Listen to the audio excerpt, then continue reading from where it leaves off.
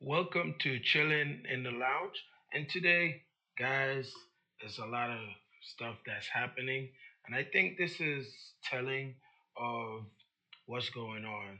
And if you're not familiar with what's happening in politics right now, I would say um, try to pay attention. There's a lot that's been going on for years, a lot of talk that's been happening about Israel and the power, especially this has a lot to do with the Epstein files. And they're saying Israel is the one that's been behind the Epstein files, or Epstein, backing Epstein, funding Epstein. And right now, what's happening is Thomas Massie is taking an axe to the government, the U.S. government, which I'm referring to um, President Bone Spurs, if you know who I'm referring to, and he's he's fighting back. And I'm not. I thought, I was saying before that, he wasn't doing that much before, but I was told that he's been always kind of skeptical and pushing back on a lot of things. But at this point, right now, there's a lot of talk, and I didn't really understand or see what a lot of people was talking about. But if you look at the fact that we started a war with Iran, and then at the backing of Israel for whatever reason, it didn't make any sense. And if you just start there and just look at that big picture right there, you'll understand or see something is weird about Israel. And let's go ahead. Let's take a look at what's going on.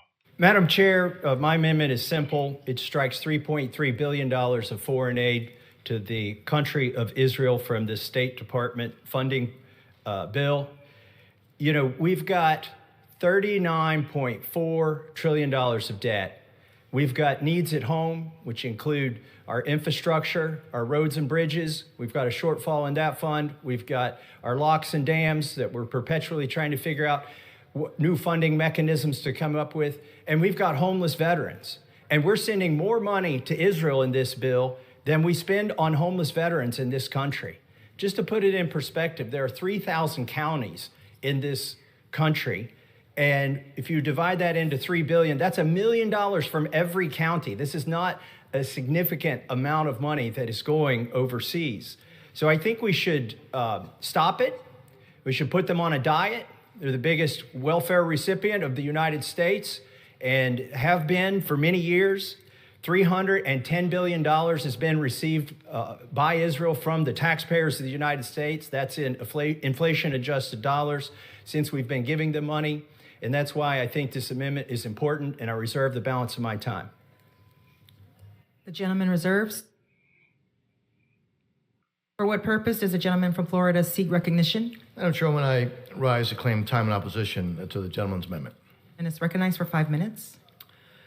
Thank you, Madam Chairwoman. As chairman of this subcommittee since 2023, I'm proud to be a leader in this body in providing unwavering support to our friend and ally, Israel, especially after the October 7th terrorist attack.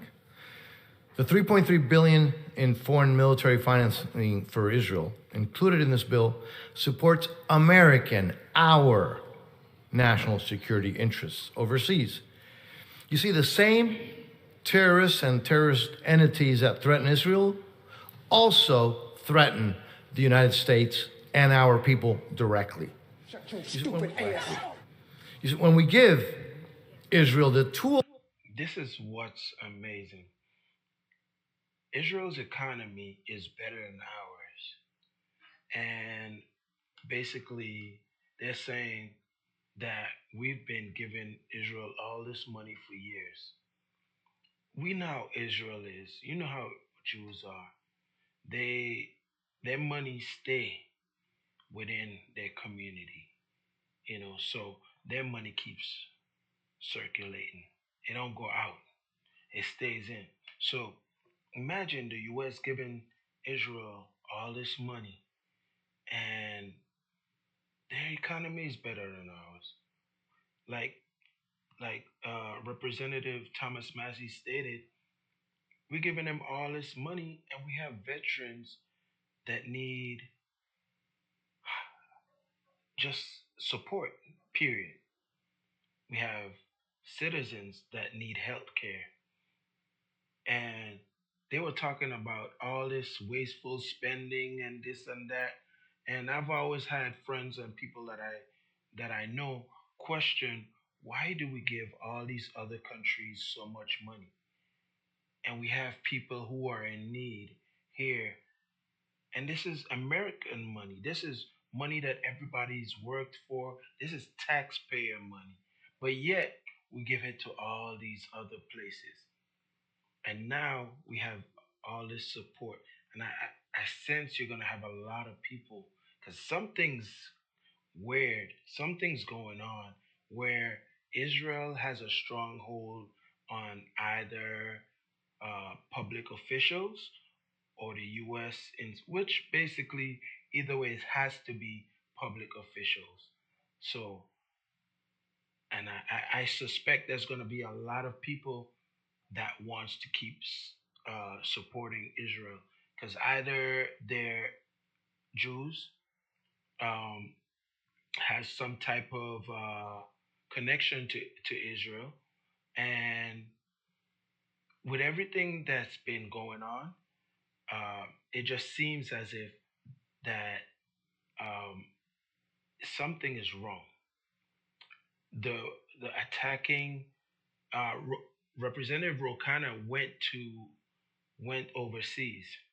I know I'm doing a lot of talking. Let's take a little more look at the video and I'll get into it. And capabilities to eliminate these terrorist threats and to protect their homeland, by the way, including the many Americans who visit and live there. We are making America and the American people safer.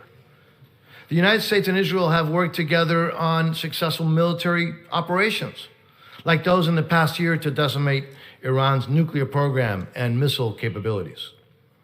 And Israel is also using the overwhelming majority of this funding to actually purchase American-made weaponry. So it actually helps our defense industrial base and our economy. I mean, he's making it sound so good. Like, yeah, they're spending money in America, but that's our money. I mean, we're already sending money over there.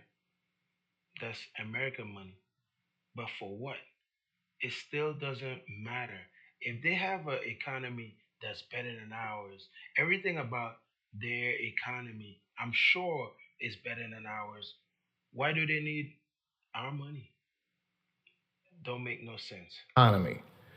And we've worked together extensively on developing military capabilities and other capabilities. Because of these advancements for our mutual interest and for our mutual security, there is currently a discussion, frankly, of moving to a new security partnership with Israel after the fiscal year 2028. Now, just to be clear, the assistance in this bill for fiscal year 2027 is under the terms of the existing MOU, Memorandum of Understanding, which runs for 2 more fiscal years. This does not in any way prejudge the outcome of ongoing negotiations. This is about fulfilling our commitment to one of our closest and most important allies that we have in the entire world at a time when terrorists are butchering people around the world. And we made that commitment because it makes the American people, our country, stronger. So I urge defeat. It's funny because people would say that Israel is actually the one butchering people around the world, if you know what I mean. So, for those of you who don't understand, I suggest you kind of look into it. It's kind of hard to explain because it's a lot of information. And that's why it was taking me. I was just kind of almost getting into so much things that I wouldn't say I'm not the best at explaining it, but if you pay attention, you'll see something there. But let's continue. Of the amendment, and I reserve the balance of my time. The gentleman reserves. The gentleman from Kentucky. Thank you, Madam Chair. I heard a common refrain in my colleagues' arguments there that, oh, don't worry, all this money is going to the military industrial complex. Well, I've got a problem with that. That's not a sustainable economy. Buying weapons and letting people use them overseas on other people, particularly oftentimes innocent civilians. And I'm not compelled by the argument that our job is to be here and enrich the military industrial complex, now called the Defense Industrial Base. With that, I would like to yield 2 minutes to my friend and colleague, Mr. Castro from Texas. The gentleman is recognized. Madam Speaker, Israel does not need, and quite honestly, does not deserve more American money for weapons. Prime Minister Netanyahu has taken Israel down an ugly path. The tragedy of October 7th has become a justification for the ethnic cleansing of Palestinians. Self-defense does not include indiscriminately bombing homes, hospitals, churches, schools, or refugee camps. There were even credible reports of children intentionally shot in the head and chest. Yo, this is crazy. I mean, when you have threats, and this is the problem, and this is what happened with when they first went into Iraq. It's like the government can make up so many lies, and that's the bad part.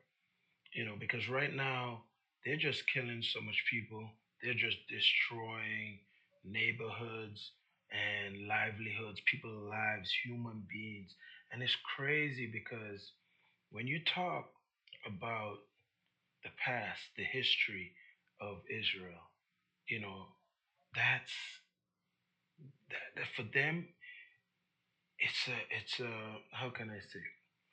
It's the worst thing ever. They remember their people, they remember how they were gassed, all this stuff. And to see how much damage they're doing to the Palestinian people, that's very, it's sad. It's sad. War is not a good thing. I don't care what you're fighting for. Why you gotta fight for land? I mean, it is what it is. And if we're godly people, you know, as far as Israel, let God do his work. Like, because God is going to take control of whatever he got to take control. You are man. We're not the ones supposed to take control of life. And I feel like there's something there that you can't tell me you're godly, you're of God, you follow God's voice and what he wants you to do, but you're over here just killing people, mass murdering. It's crazy. I don't care. And what makes it bad is they make it seem like these people are killing them, but that's not what I'm seeing. And if that's the case, I'm going to look a little harder because that's not what I'm seeing. Let's continue. For decades, our nation gave Israel billions to facilitate peace and a two-state solution. Instead, Israel has chosen more war and more occupation. Today, it occupies not only Gaza and the West Bank, but parts of Syria and Lebanon. If there are no consequences, why in the world would Benjamin Netanyahu change what he's doing? And words are not enough.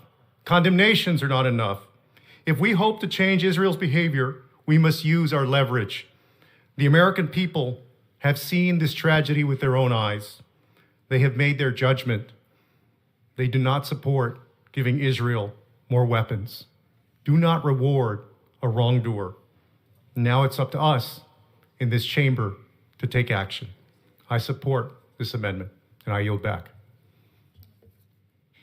I now recognize the gentleman from Kentucky. Mayor inquires how much time I have remaining. The gentleman has 1.5 minutes remaining. I reserve. The gentleman reserves. The gentleman from Florida is recognized. Thank you, Madam Chair. When I yield to the distinguished ranking member of the subcommittee, the gentleman from Florida, Ms. Franklin, for 1 minute. The gentlewoman is recognized. Ms. Franklin. Should I yield to? Okay.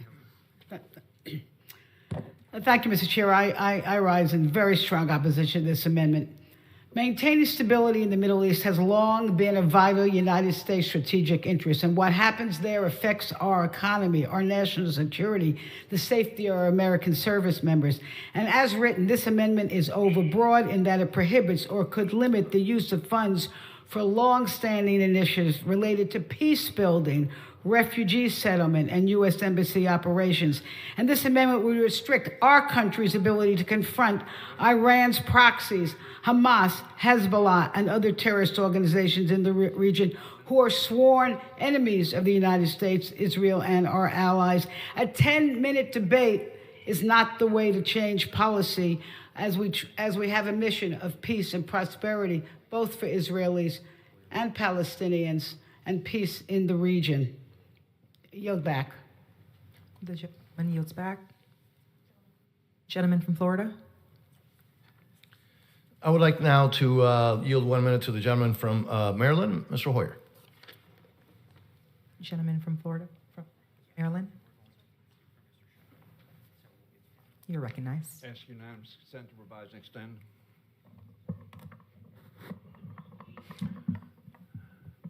Madam Speaker, I rise in strong opposition to this amendment, which would dangerously undermine American national security. If adopted, it would, as Leader Jeffries rightly pointed out, limit our ability to confront terrorist organizations like Hamas and Hezbollah that expressly target American citizens and military personnel. And it would make it harder for America to use our relationships with Israel and regional partners to promote a negotiated two-state settlement. The only realistic path to deliver on the promise of peace, security, and self-determination for both Israel and Palestine. I understand the frustration of many members. I understand we got allies, but it's funny. President Bone Spurs pulled back so much funding from a lot of is it like NATO and all those other projects that I'm gonna call them projects, what we were a part of. But Israel, he don't pull any money back from that. He pulled money back from supporting Zelensky in the war against Russia, and he didn't support. He like just stopped all of this. But it's just weird that Israel has all this support. They're getting our money. They consider us allies. And just recently, I seen that they were saying there's a plot that has been put out to assassinate President Bone Spurs by Iran. And it's like I know they have their ways, their tactics on how they find out this information. But it's just kind of, I feel like all of this is coming out for some reason at this point, where they probably knew they were trying to pull this money back and they want to make it see. To me, what I think is they wanted to make it seem how useful Israel is to the U.S. Yes, so we're going to give you tips to let you know or show you that we have your back and all these things that we could find out, these secrets, that they're trying to assassinate President Bone Spurs. So we're going to give you this information. And I think they're just saying stuff for saying it, So let's go ahead and continue and see what else they have to say about supporting this bill or not supporting this bill. Feel some of the policies and actions of the current Israeli government, as well as their concerns about its commitment to the peace process and a two-state solution. However, this amendment would embolden the enemies of peace, those pursuing the complete elimination of Israel and those who seek the death of Jews. It is a vote to weaken our ability to engage in the region, and it's a vote against American security, The against gentleman's time American has interest, expired. and against American safety. Vote no. The gentleman, I now recognize the gentleman from Florida.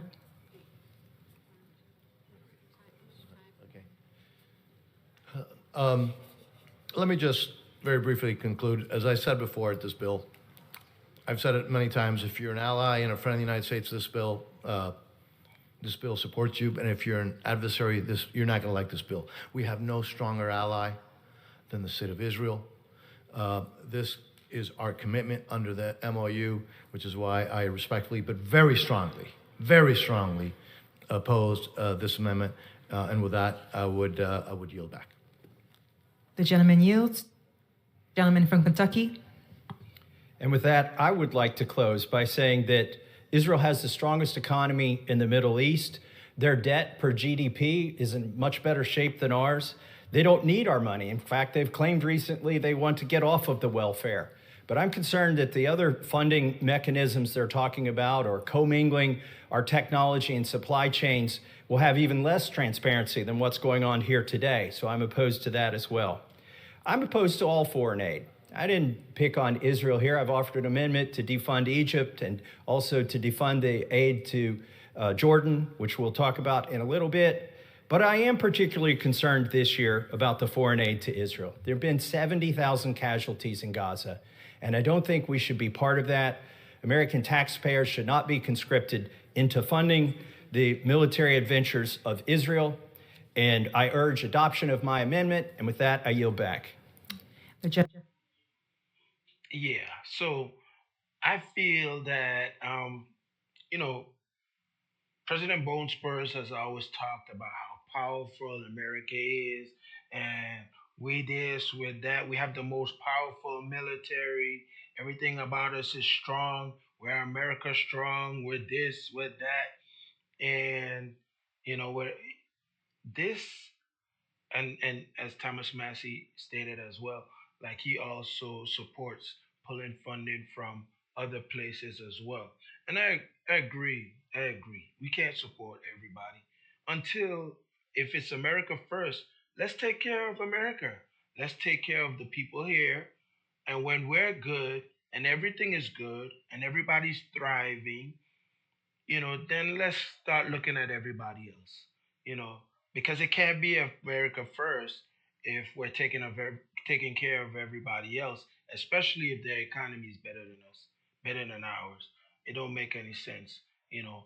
There's a lot there to unpack. There's a lot of information. If you're not familiar, I suggest you go do some research, ask some questions. Um, and I agree. I think there's some changes that needs to be made when it comes to our laws and everything that's happening now. So I'm gonna leave you with that, guys. I want to shout out my subscribers. Don't forget to like, comment, subscribe. You know, and until next time, we'll see you then.